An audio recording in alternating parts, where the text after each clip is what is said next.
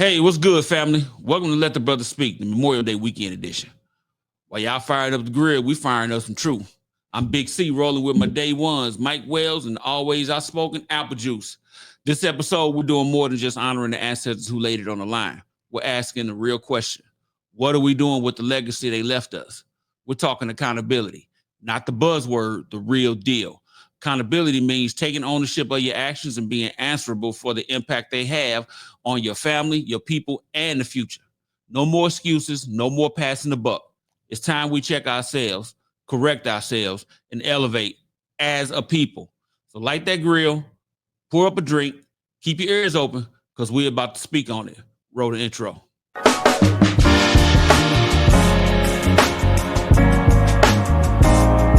Welcome to the show. Cartoons Radio.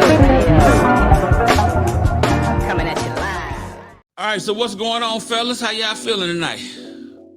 Feeling all right, man. Feeling pretty good, man. Been a long week. Last day of school was actually Thursday for our kids in Grand Prairie, so that was pretty good. Teachers got a chance to kind of let their hair down a little bit, stuff like that. It's good to see smiles on faces, and one of the things that we did in the beginning of the year is cook for all of our teachers and our staff, and then we did the same thing at the end of the year. So that was pretty cool to put those smiles on their faces and end the same way we started. Okay. And you, sir, how's retirement treating you? Oh man, it was horrible. I got to lay around all day. Did nothing. Spent time with my dog. How many showers you had this week? 2? 1. Wow. I know, right? That's how man, dude, when it was COVID time, man, I had a partner of mine on Facebook. He was like, man, I've been stuck in this house for, I think I had 2 showers this week. That's about it. So yeah, I know how it is. You just sitting at home and you know. I did shower, but it was like, I laid back for the most part. I even got a chance to do something that I don't ever get a chance to do. I pulled the cot out, laid out, and looked at the sky and said, man, this is wonderful. I ain't got to get up in the morning. I binge watched probably at least every show I can think of. I've even gone back and I started watching The Wire over. Memories of home, huh? Yeah. Absolutely. I miss my city. I ain't going back though. I'm the same way. But shoot, mine just got hit by a tornado last week. Yeah, I saw that. That. Yeah, they got hit bad, man. And I was trying to, everybody telling them, look, one buddy of mine was on Facebook. He said, look, St. Louis is covered by a lot of old hardwood oak and oak trees and he said you have the means to rebuild literally laying around all around you because a lot of them trees got ripped up by the roots. So you got the means all around you to rebuild. But here's the thing. A lot of the north side got hit, which is the hood, basically. Okay. They finna gentrify the crap out of that area. Absolutely. They finna, them white boys finna swoop in there and buy up all of that. All that land, all them demolished properties, all that land, because somebody said it's a lot of those houses and stuff over on the north side of St. Louis, they're generational. Okay. And these never got passed over or anything. So all it take is go down, any white boy can go down to City Hall and take up all them deeds. Buy them all out because nobody claims ownership of them. The people who owned them, whose names on deed, they've been dead for 30, 40 years. Yeah. So it's a sad case, but they about to gentrify the crap out of St. Louis now, and the black folks ain't gonna have nowhere to go after Katrina. Man, they bought up areas that were predominantly black before. They ain't black no more. Right. And they ain't gonna have nowhere to go, and because they finna raise the prices on the rents and stuff so high, them folks ain't gonna be able to afford it. Because that's what they want anyway. They want to bring them non-melanated folks back into the city anyway. Well, I heard this from somebody that's in politics but was also in real estate, It's actually calculated. They do that so every 30 years they swap places so Mhm. that it keeps pushing the property value up. Yeah. Mm. Yeah. Well, I mean, but why is it in our communities that the property value is always so low? I think that's a good segue into our topic. What you think? I think, as you all just said, I think it's a good way. It's good business for it to Mhm. be that low, if that makes sense, right? If you have something in a particular city that's high, you got to have something that's low. You got to have something that's in between, right? Mhm. And the value that we put on communities are based on our perspectives of those communities as well, right? And so, what other community put that low value on? If I'm trying to buy it, and then also come up with a profit for it after that, right? Mhm. So, and when you're looking at anything in the company, you want to buy low, right, and sell So, high, Mhm. right? And so if I can get this for pennies on the dollar, right, and then I can come back and sell it for 3 times or 4 times or even 100 times, which is the American way to sell it, 100 times yeah. its value, right? It's just good business, right?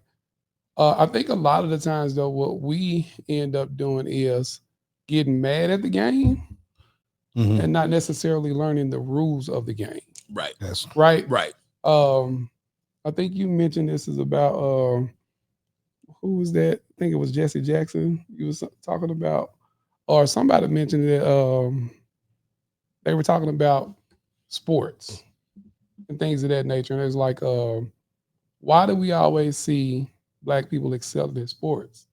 And it was Mhm. like, because the rules are right there. Mhm. They actually know what the rules are. Yeah. Mhm. And in Yeah. most of these things that we have, we don't know what the rules are, right? We don't Mhm. know what the game is. And so we going into those different venues or those avenues or these businesses or these opportunities, and we're not knowing what the rules or engagement are. And so when you don't know what the rules, if I'm in this to make money, why would I tell you the rules? Mhm. Right. Right. I can tell you, just looking historically, let's go all the way back. Since the Great Depression, the two industries that did not get touched by the government were investing and insurance. In fact, they flourished. Mhm. Then they made rules to help people out, like Social Security and things of that nature. When they did that, it wasn't meant for us per Mhm. se. So when we started getting our hands into this stuff, what they do? They changed the rules on us. Right. One thing that we don't do a lot of is investing and ownership of things like insurance companies. Yeah, Right. we'll go out and sell insurance, but we Mm. won't own any insurance. So when we get into that money game, you think they're not going to change the rules? Yeah. Social Security, we outlive most demographics. We outlive. So that means that what do? They raise the retirement age, hoping that we'll die beforehand and try to do everything to kill each other off, but we still outlive it. So that's one of the problems that they have. So what do? They change the Social Security, give you very little to none, so that you can't maintain. Mhm. But like I said, the rules of the game always get changed so that we're not winning. The key of it is we have to learn how to do like Japanese companies. They have this thing called a kiretsu. So of companies and you've seen some of the things they've done. Toyota's known for the cars, right? Mhm. But then you find out Toyota also made scooters. They also made lawnmowers. They made everything. Fuji, we know it for the film, their Mhm. film and the cameras and stuff like that. But they also make trucks and cars. The cars that we know are Subarus. It's Mhm. actually Fujitsu of Japan. So they spread themselves around. Yamaha, motorcycles, jet skis, They got their hands in more than one everything. pot. Yeah. So Yeah. we have to learn as a community that we have to say, you know what, let's throw some money in this pot and let's help this business grow. And then in turn, you keep throwing the money back in the pot so that you can help this business grow. And then you throw money into the pot to help this business grow. And then we go back and build up the community that surrounds these businesses. And then we go, okay, let's lift this all up. That's what Black Wall Street did. That sounds good, but that ain't happening today. Yeah. You want to know why? Well, Because too many people out for self. Exactly. well, I don't even know that, because I agree with you in some aspect of that, but I want to kind of go back to like what Mike was saying, because a lot of the things I think you were saying are symptoms of something bigger, Mhm. if that makes sense. So, for instance, if I see somebody being successful, that's a symptom of something else, Mhm. right? If I see somebody with a car or this business, like you said, they got all these different businesses and stuff like that. That's a symptom of a mindset, an Mhm. actual idea, right? And so a lot of the times we want the benefits of something without going through something, Mhm. Mhm. right? One of the coldest things I heard this week is that in order to go to the next level, you got to give up something. Right. So you Mhm. got to go through something. You Mhm. know, when you talk about iron sharpening iron, right? Mhm. And those things are, as those pieces of iron are sharpening each other, actually pieces are actually falling off. Absolutely. Right.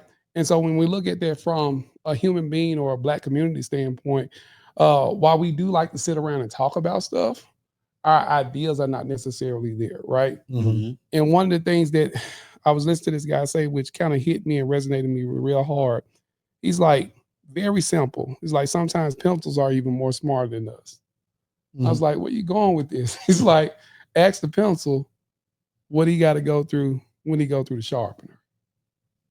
Mhm. Mhm. What he got to give up, Mhm. right? And to actually get to your actual purpose, right? Mhm. You got to leave some stuff behind, Absolutely. right? And so we want to go to the next level, but we want to take everything with us. Mhm. Right? We want to take this with us. We got to take this person with us. We got to do this right. And then when we get there, we so doggone tired that we probably can't even cross that finish line to even get there. Black Mhm. Wall Street started with an idea. Mhm. You see what Mhm. I'm saying? And this is the result of that, if that makes sense. Our ideas to me are not there, if that makes sense, Mhm. because we're so captured or caught up into the things that actually produces, Mhm. excuse me, which could be a result of the system that we're in, if that makes sense. But our ideas are not there. Our mind state is not there, if that makes sense. Well, it probably goes back to the experimentation or the experiment that they showed, but we are the real life characters in this. Mhm. There was a study where they had 10 monkeys Mm. and they put it in a cage. They put a banana on the top of the ladder. And every time one would go up and grab the banana, they spray the other ones with cold water, right? So the rest of the monkeys would get mad at it and everything and beat it up. So then by the time it was said and done, they would take one out and then add a new one in. That new one go up there and run up and grab the banana. Then the rest of them would beat it up. By the time it got to the point that they got all 10 of the original ones out, they didn't even know why they were even beating up this other one for going to get the banana. It's because we've been indoctrinated for hundreds of years Yeah. to hate ourselves. And now that you see people getting ahead, the first thing people want to do is try to tear them down. And then there's the ones that get up there and they forget all about the people that helped them get up there. Probably because they was getting beat up the whole time. Yeah. Yeah. Mhm. Right? Yeah. So, and my thought is this: we as a community have to learn to love ourselves. And that goes back into the accountability thing, is that you can blame the world for all the things that you've gone through, but remember there were other people that still of your own people that were helping you, were standing beside you, were fighting for you when you were going through all this stuff, and you sort of like forgot about them too. Yeah. So that's one of the things that we talk about, especially with life coaching, is I always say put things to bed. Stop blaming, stop making excuses, stop denying. You are part of your own problem. But you're also part of your own solution, which is to have what I say, to take the OR, which is ownership, accountability, and responsibility. You get growth through those three. you don't get any growth through blaming, excuses, and denial. So our problem is that a lot of times we're looking at other people grow and we're going, why can't we grow? Why can't we do this? We see the Latin community grow. We see the Asian community grow. We see the Jewish community grow. And we're like, why can't we grow? Now, I know there's a lot of systemic racism that's ingrained in this country. So as soon as we try to get ahead, we're going to get knocked back. Yeah. But in the same aspect, we have to this is just another hurdle we have to step above and say, hey, we can get past this. Right. I think it's very important, as Big C did a little bit earlier when we did the intro, talked about like defining the things, if that makes sense. And so in the accountability piece, we talked about looking at yourself and taking ownership for yourself, but also taking ownership for the things that you contribute to the community and things of that nature as well. So I think that's very important that we define those things. One of the things I want to kind of like give some credence to now is like when you talk about that growth piece, right? We've seen this community grow. We've seen that community grow. And when you're doing research, you can make data look like anything you want it to do. Give me an example. Let's say that last year, a particular population had 12% growth in their birth rates. Let's just look at birth rates, right? And then let's say the following year, they increased that by another 12%, which would be what, 24%. I can say that that's 100% growth. Right? When we look at those different things, right? One of the things that I want to really take some good looks at, like for instance, I'm not saying this is or is not, but once you're at a certain percentage, you can't go higher than 100. You see what I'm saying? And so if we're at a percentage like where we're at, let's say 90, our growth is going to be stagnant anyway. I'm not even saying that we're at that point, if that makes sense, right? But if you are a person that's always making hundreds in school and things of that nature, and this person makes a 70, and now they actually make 100, they're going to have exponential way more growth than you anyway, right? Because that's how I'm looking at the data, if that makes sense, right? So I think it's very important that we kind of look at those pieces and be able to tease those out. So we can use some of those things to our advantages as well. So then our people can be like, okay, I can see we had growth here, if that makes sense. What's the next step, right? If I made 40% growth, how do we get to 50, right? And I think a lot of the things that we talk about a lot of time, we don't add those definitive things to that, like what's the next step, if that makes sense, right? If we're saying right now 50% of men of ages 21 to 30 are in prison, right? How do we get that down to 40? That's the question that's not asked. We talk about that 50% that's in there, but how do we get that down, right? That may start with attacking fourth grade reading. Yeah. You see what I'm saying? Like actually having an actual plan for it. Like let's attack fourth grade reading, right? Because we understand this too.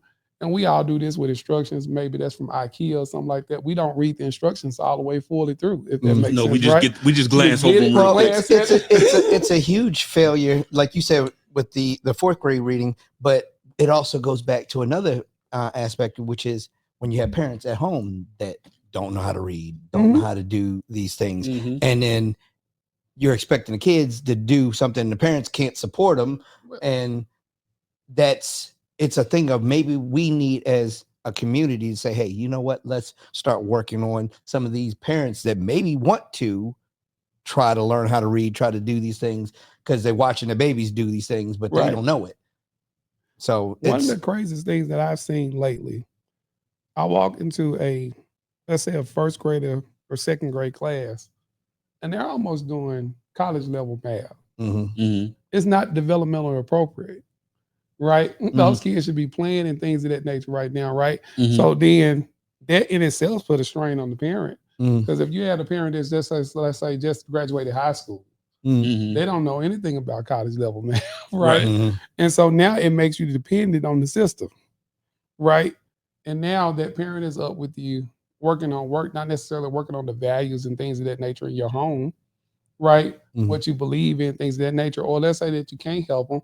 Now you don't get to spend that time with your kid, right? So it's just like a real big old system that comes to perpetuate itself, if that makes sense. So when you talk about, when you look at the things that are indoctrinated into our system, they only keep getting more difficult, Mhm. right? When even like you just like I say, you look at the school system, they're doing things like that, right? And where does the common sense practices come in at, right? What does this kid actually need to do to be able to graduate high school, get them a decent job, things of that nature? If they want to pursue something else, then they should be able to pursue that angle, right? Right. But if they're not, if they don't want to do that, interest has been taken out of schools, in my opinion. Mhm. Like it's only about this particular test. You got to pass this test, which then goes back to money again, Mhm. politics and things of that nature. You got people setting rules and laws and things of that nature who has never been in the classroom. And again, where are we at? Mhm. Going back to accountability. And what I mean by that is like, where are we at as parents? Where are we as Black men?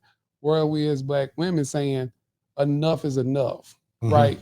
This is what we want to see in our schools. This is what we want to see in our communities. Mhm. Where are we at as Americans? Like, if that makes sense, like, Yeah. yeah. One of the things that and I'm gonna say we need to take accountability on this. Why are we always in jail? Why are our Mhm. people in jail? And I'm gonna tell you some of the things I've heard. Man, I ain't doing no jury duty. Well, if it's a jury of your peers, Right. how many people does it take to hang a jury? One. So if we showed up just like they pull our names on that card and we don't give excuses, but actually show up. If there's 40% of Black people in that jury pool, do you think they can get rid of all of us? Do you think so? No. So that means one time or maybe several trials in that day, there's going to be some hung juries because you're going to have people that are sitting there going, no, that's some cultural bias going on. And I can see it. Yeah. And it's not, oh, well, somebody, and normally a person gets exonerated 20 years, 15 years down the road after being in jail. And they go, oh, some DNA evidence showed that he wasn't even involved. It was somebody else. But why do we have to go through that? Why do we have to go through that? And then the statistics show, like, we'll say smoking weed. We smoke it at the same rate that any other population does. But for whatever reason, 1 in 3 of us are going to go to jail behind it. Disproportionality rate. Yeah. We're going to go to jail 1 in 3 compared to any other group. And I just call it modernized slavery. That's basically what it is. They want to get us in there, get us off the rolls so we can't vote, have us doing labor for pennies on the dollar for corporations, because most of these prisons are now private prisons. Yeah. And people are investing into them, right? Making money off of them. Some of those corporations are on the stock market. There's a lot of different things there. Going back, as you just said, but looking at the accountability for us at the rate in which we are going to prison and things of that nature, accountability pieces that we can take. What do you think are some accountability measures? Because I don't think us just saying we shouldn't be going. Well, it's not Yeah. even we shouldn't be going. It's that we're not doing our civic duty. We show up every 4 years to vote for the president, right?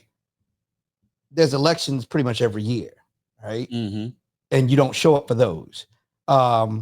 You don't show up for jury duty, but then you wonder why our people are in jail. You don't show up at town hall meetings, but when it comes time for them to put a jail or something that you wouldn't have wanted in your community, or they're taken away from something that was positive in your community, you never showed up. So what I think I'm hearing you saying is that when legislation arrives, we're not there to kind of push that in one way or another, because we're not going to vote. We're not going to jury duty. We're not at the town hall meetings and things of that nature. So are you saying we should be more at those? And we need to be more involved in the things that involve us. So that affect our community. Those are the things that will immediately affect our community, because you have a jury trial every week, pretty much Monday through Friday. Right. You have an election every year, and some states have it a little bit more than that, but you have elections every year. They vote for something, as a bond, a bill, a politician, and local politicians, something's being voted for. We don't show up for those. even the school boards. Yeah. They're voting for the school boards, Yep. and people don't show up for that. But then they wonder why my kids ain't doing well in school, because they defunded the school that your kid went to so that the rich kids could get something better, like a better gym. Right, because you don't have a lot of parents don't go to the PTO meetings or anything. Mm-hmm. They just they barely go to the parent teacher conferences. Mm-hmm. So because that's gonna cut into their party time. Because you got too many kids raising these kids. So if they went to it, if the participation rate went up, would you think that would solve it? It's not going to totally solve it, but one thing I do know is the squeaky wheel gets the oil.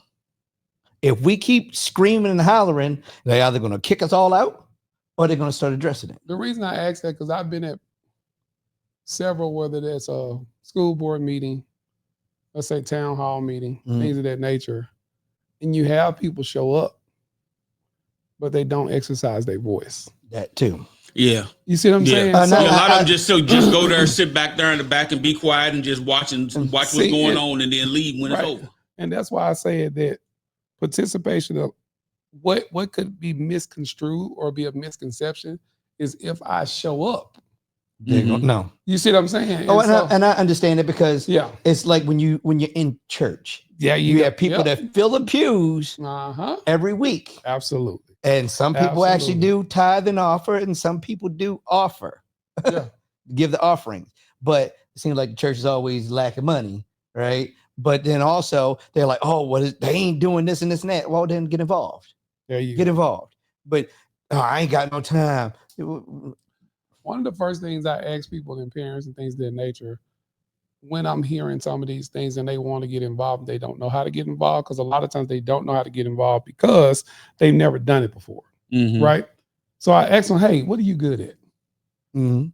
Like, what are you really good at? Like, you can do this no matter what, right? And let's say they may say, I'm good at getting people together. Okay, I'm like, well, maybe you should go and talk to these people about serving on these boards, right? Because what they do is they get people together, right? And if you go into something that you're really good at, that you kind of do naturally, your voice is going to come out, right? But if I go to something that I'm not necessarily good at, I'm just participating, if that makes sense. I don't have too much knowledge about these things and things of that nature. And some people are not going to be those people that kind of just jump out there. I'll tell you why, in my opinion. And it goes back to a conversation we probably had last season, but when you're raised to respect your elders and authority figures, when you're in an authority figure situation, you're not just going to blurt out something, right? Because going back, you've been indoctrinated. You've been conditioned, even by your parents, if that makes sense, right? That you're not going to say nothing because you're breaking decorum. You're breaking these traditions that actually are going on, if that makes sense, right? And so then I don't have any accountability to this process because I don't know what's going on, right? And a lot of times we're telling people to be accountable for something that they have no earthly idea how to do that, right? First, they don't know what accountability means, but also they don't know how to do that, right? For instance, the first time I cooked the brisket, nobody tried to show me anything, things of that nature, and I messed it up, right? I had to go start looking at different things, right? You mess up this $60, $70, $80 piece of meat, you're like, I can't do that anymore, right? But as I'm training myself and I'm looking at these different things, because I have an interest in cooking food, right? I got way better and I can do it really good now, right? But a lot of the times we're asking people to cook briskets when they have no interest in doing it, right? They have no interest in doing that at all, right? And there are so many facets to the community that people can be involved in. What I would employ people to get into something that you like about it and make your impact there, because your light will so shine in that particular endeavor because you actually believe in what you're doing. Okay. All right. Well, on that note, Dr. Juice just got you again. Huh? Dr. Juice just got you again. Right. All right. Well, on that note, we're going to call that a wrap on this Memorial Day weekend edition of Let the Brother Speak. We called out some truths needed to be said. Accountability ain't hate. It's love in real time. It's us wanting better for us. we don't hold each other to a higher standard, who will? Salute to those who came before us and challenge to those who are here now. Don't just barbecue this weekend. Build something. Reflect, reconnect, and remember, freedom wasn't free and neither is growth. We appreciate y'all for rocking with us. Subscribe, share, and keep the convo going. Until next time, stay black, stay bold, and as always, Let the brother speak.